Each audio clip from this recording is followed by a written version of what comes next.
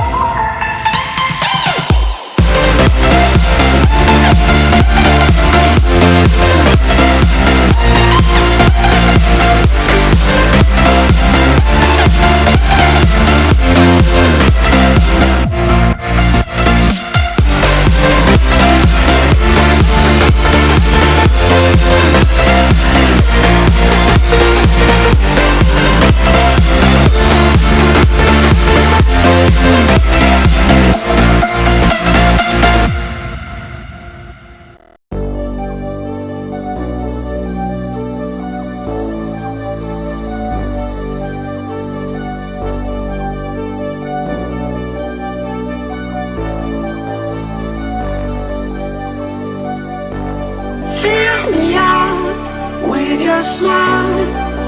Now the sunshine brings the light. Fill me out with a flame. I will let you in this game. Take me out when I'm down. 'Cause with you I'm safe and sound. Safe and sound. Safe and sound. Safe and sound. Safe and sound. Safe and sound. Safe and sound. Safe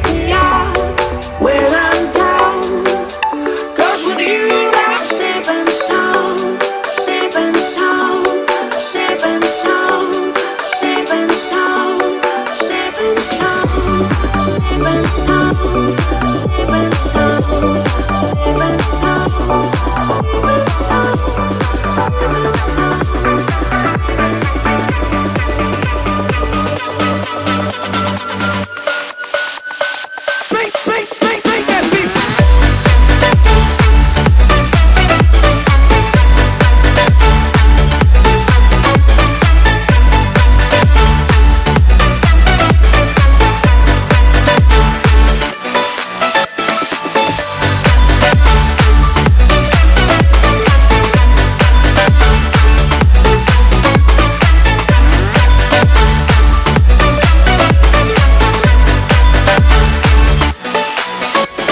sound.